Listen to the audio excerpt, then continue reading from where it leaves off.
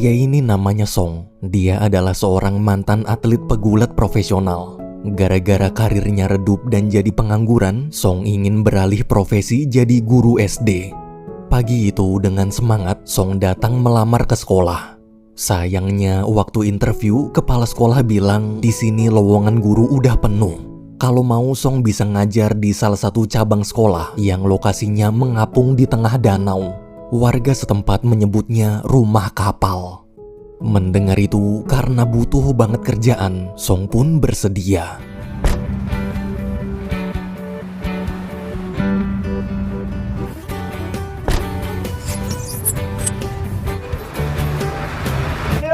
Hụtพูดเลยลุง ได้กันหรือยัง ยังไม่หยุดอีก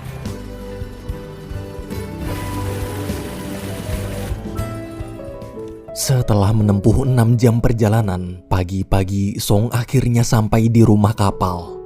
Di hari pertamanya ngajar, sebelum murid-murid datang, biar pede Song latihan dulu. Selesai latihan, padahal udah nunggu berjam-jam lamanya, tapi para murid belum juga datang. Karena bosen, Song iseng nyoba naik perahu. Pas mau jalan, gara-gara kepleset, tangan Song patah. Esok paginya, karena kemarin gak ada satupun murid datang, Song nanya ke ibu-ibu warga setempat yang kebetulan lewat naik perahu. Si ibu memberitahu mayoritas warga di sini nelayan, jadi anak-anak lebih memilih membantu orang tua mencari ikan daripada sekolah. Kalau mau mereka sekolah, Song harus membujuk anak-anak satu persatu. Mendengar itu, Song pun minta tolong diantarkan keliling rumah warga naik perahu.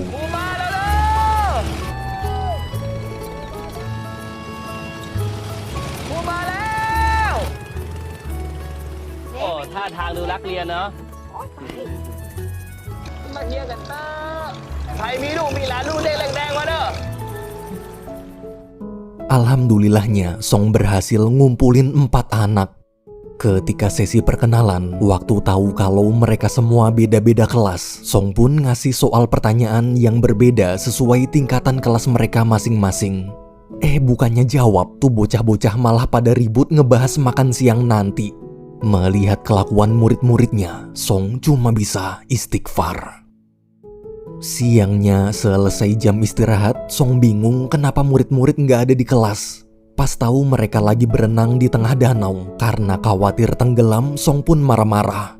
Waktu semua kembali, sebagai hukuman, Song memukul mereka pakai kayu. Namun saat ada salah satu murid yang nangis, Song merasa bersalah. Malam harinya, karena di sekolah itu juga disediakan tempat menginap, jadi selama seminggu para murid akan tinggal dan belajar di sana sampai hari libur tiba. Setelah anak-anak tidur, untuk melepas penat, Song nonton video rekaman pacarnya di HP. Meski baru tak bertemu sebentar, tapi rasanya udah rindu banget. 1 minggu berlalu, ketika libur sekolah dan para murid pulang ke rumah masing-masing, Song pergi ke klinik untuk mengobati tangannya.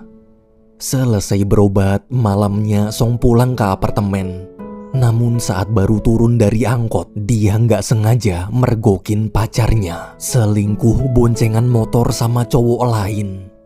Di depan apartemen, Song langsung gelut sama si cowok selingkuhan. Abis gelut, dia masuk ke dalam, lalu mengemasi baju sambil bertanya ke pacarnya, kenapa selingkuh. Tapi bukannya minta maaf, pacar Song justru balik menyalahkan. Dia terpaksa selingkuh gara-gara Song gak punya pekerjaan tetap. Daripada nanti hidup miskin, mending dia cari cowok lain yang lebih mapan. Mendengar itu, Song hanya terdiam, menahan perih. Ia lalu naik motor dan kembali ke rumah kapal.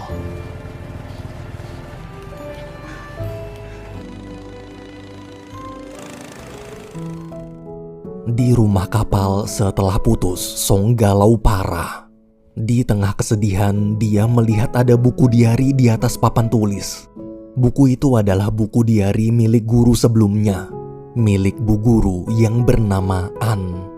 Ketika dibaca, ternyata cerita mereka berdua hampir sama. 1 tahun sebelum Song datang, terlihat kepala sekolah sedang memarahi An dan menyuruhnya agar jadi contoh yang baik untuk para murid. Masa guru tatoan? Tapi pas lagi diomelin, An malah ngejawab terus. Karena kesel, kepala sekolah pun memutuskan untuk memindahkan An ke salah satu cabang sekolah, yaitu sekolah tempat Song mengajar sekarang. Di sana nanti An nggak sendirian. Guru lain bernama Gigi yang juga sering membuat kesalahan juga akan dipindahkan ke sana untuk menemani An. Mendengar keputusan itu, An cuma bisa menurut.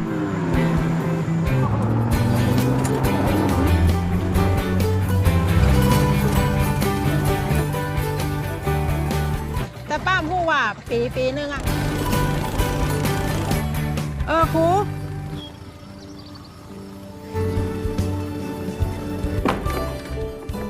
Waktu sampai buat kenang-kenangan, mereka berdua foto bareng. Selama tinggal di rumah kapal, mereka harus bisa beradaptasi dengan kondisi yang serba sulit. Sulit air mengalir, tak ada listrik, tak ada sinyal. Namun saat mengajar, berbeda dengan Song karena An dan Gigi udah berpengalaman, jadi mereka sama sekali nggak merasakan kesulitan. Minggu demi minggu berlalu hingga suatu hari gara-gara terkena infeksi kulit, An harus berobat ke klinik. Di sana dia ditemani pacarnya yang bernama Nui. Nui ini adalah wakil kepala sekolah di sekolah swasta ternama di Thailand. Selama berobat, Nui bilang dia kesal kenapa semenjak An mengajar di rumah kapal, mereka jadi nggak pernah punya waktu bersama.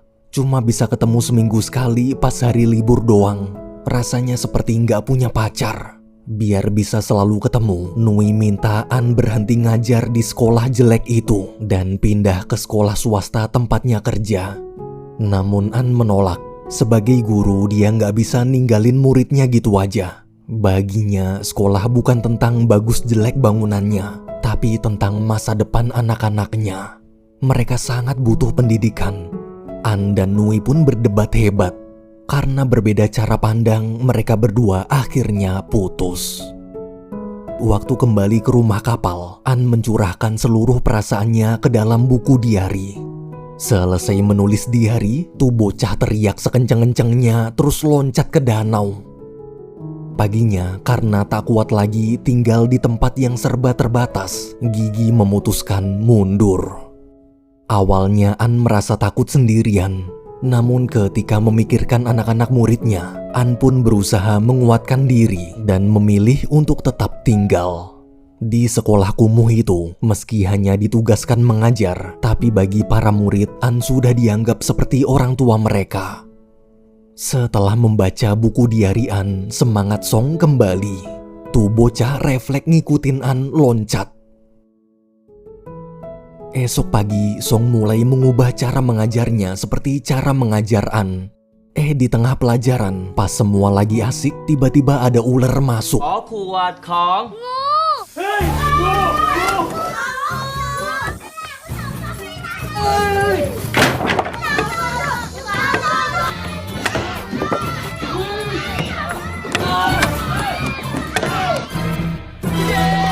Sang guru berhasil mengusir ularnya. Berkat aksinya barusan, para murid kagum. Mereka lalu menuliskan ucapan terima kasih di perban Song. Melihat itu, Song terharu. ผู้สองขอไฟหน่อยครับ เฮ้ยหมึกจะกินไข่ดิบกับขี้แตก ผู้สองอะมันหน้าไม่เจอ ใส่ซีอิ๊วด้วยหมึก เจอพูดก่อนปังจบแล้ว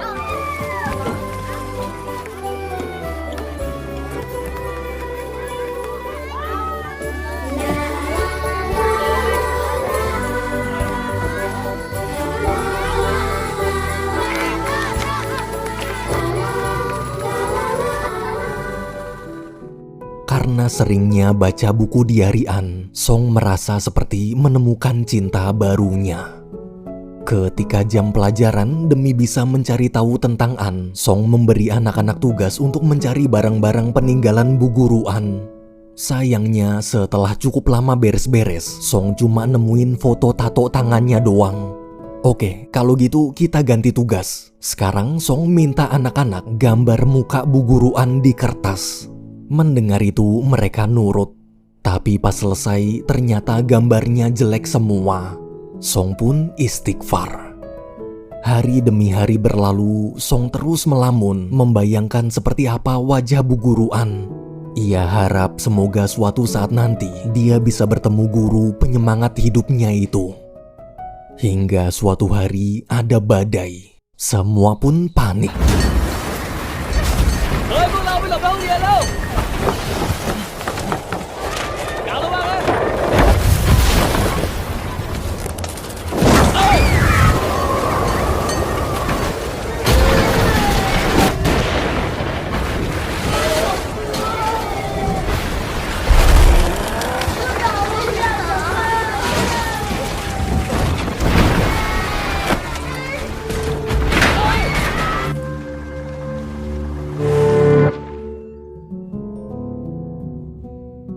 Setelah badai berakhir, meski berhasil menyelamatkan buku diari An, tapi Song kaget ternyata atap sekolahnya porak-poranda.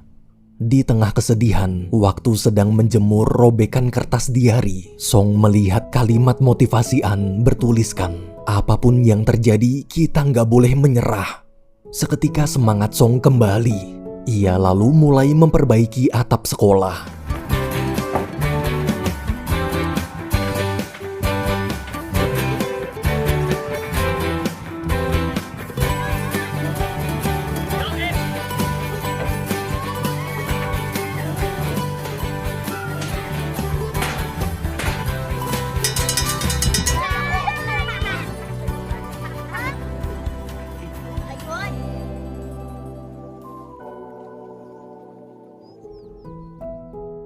Malamnya, Song lanjut baca diari An lagi.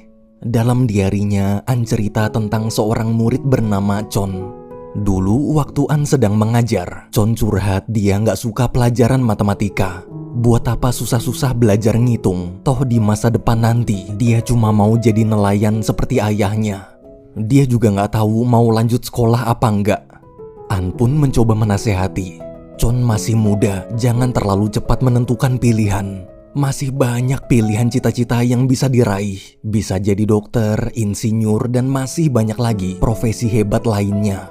Profesi nelayan juga hebat. Tapi An hanya ingin Chon memilih masa depannya sendiri, bukan mengikuti profesi orang tua. An yakin bila rajin sekolah, Chon pasti bisa mengangkat derajat keluarga.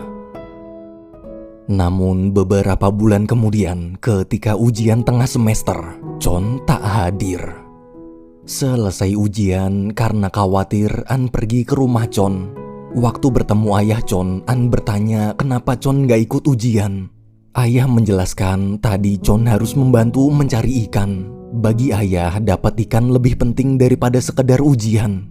Meski An sudah berusaha memberi pengertian, tapi ayah dan Chon tetap menolak ikut ujian. Saat kembali ke sekolah, An bertanya ke muridnya, besok kalau udah gede kalian mau jadi apa? Karena rata-rata orang tua mereka nelayan, semua kompak menjawab ingin jadi nelayan juga. Mendengar itu, An prihatin. Setelah tahu tentang Chon, besoknya Song pergi ke rumah Chon. Waktu bertemu, Song memperkenalkan diri dan ngajak sekolah lagi. Tanpa basa-basi, Song berkata dia mendukung Chon jadi nelayan. Tapi jadilah nelayan yang pintar, yang sangat pintar. Kalau perlu jadilah nelayan nomor 1 di dunia. Cari ikan sebanyak mungkin, jangan kilo-kiloan tapi bertonton ikan. Untuk bisa seperti itu, pertama-tama Chon harus sekolah dulu. Mendengar ucapan Song, Chon mulai merenung. Namun ayah Chon bimbang. Jika anaknya lanjut sekolah, siapa yang akan membantunya mencari ikan? Tanpa pikir panjang, dengan percaya diri, Song berkata dia akan membantu mencari ikan. Melihat keseriusan Song, ayah akhirnya setuju. Alhamdulillahnya berkat Song, kini Chon bisa kembali sekolah.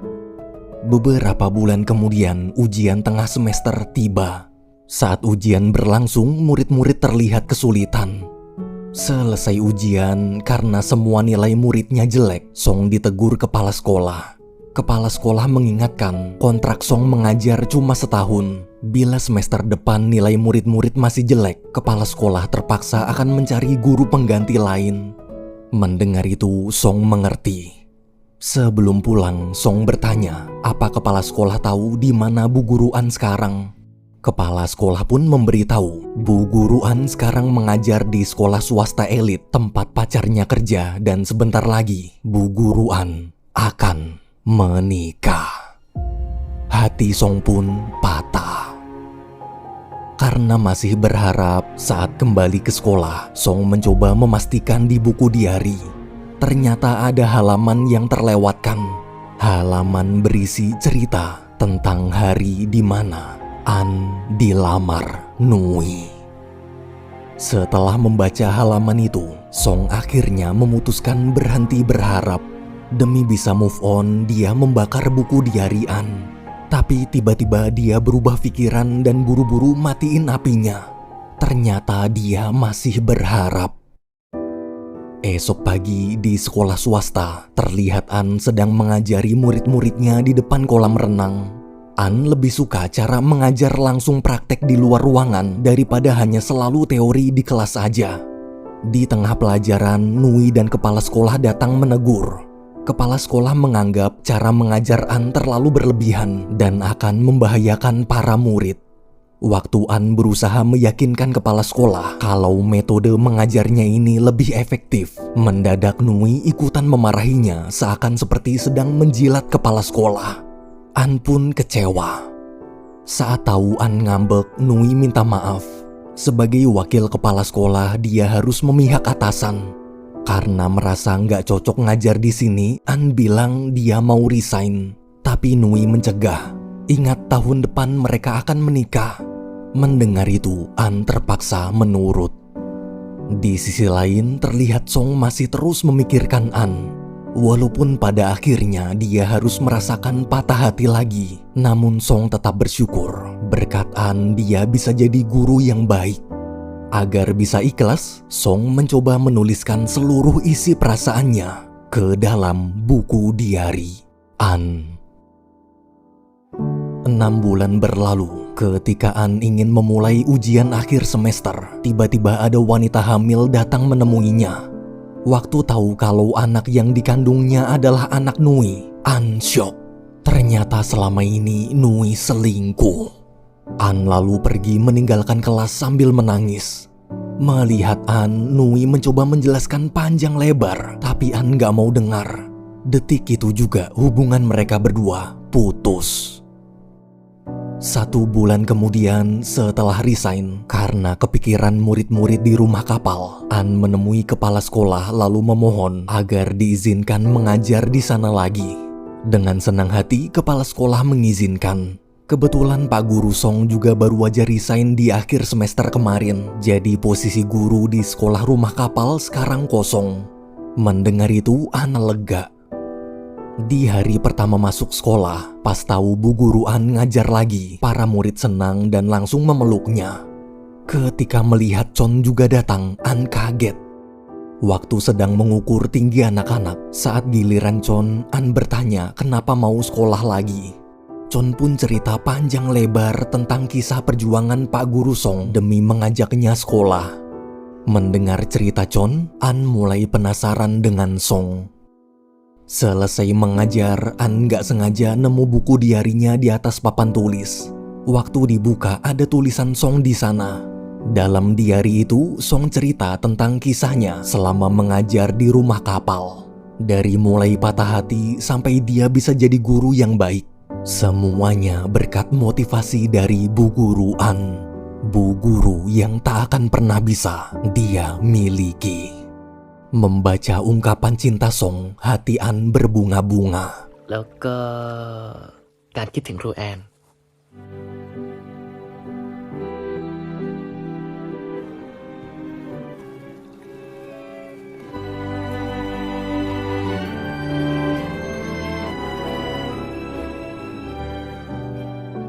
Song cerita selama 6 bulan terakhirnya di sini, dia jadi mengerti bahwa menjadi guru yang baik bukan hanya tentang mengajar, tapi juga tentang menjadi orang tua kedua untuk murid-muridnya. Meski pengalaman hidupnya terbatas, namun Song berusaha keras mengajari anak-anak banyak hal, seperti memberitahu mereka bagaimana rasanya naik kereta. ถ้าให้โรงเรียนน่ะชาญชาลา360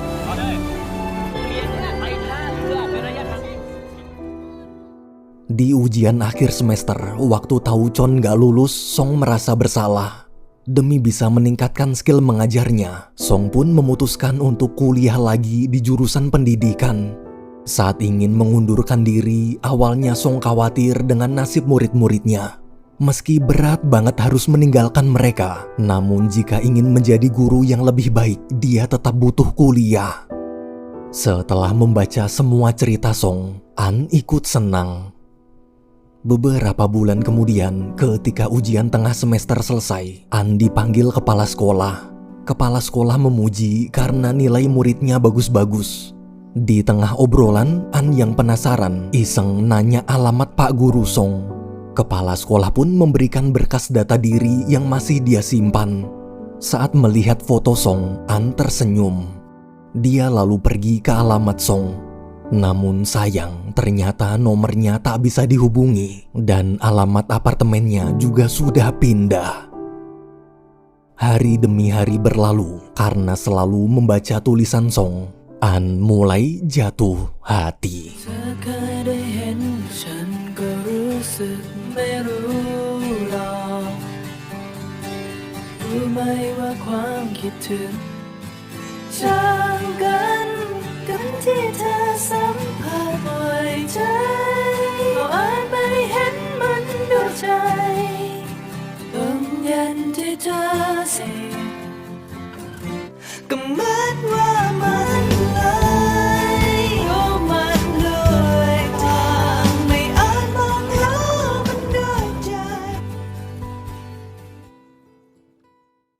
Suatu pagi, waktu An sedang belanja di pasar, salah satu warga memberitahu barusan ada kiriman surat untuk An serta para murid.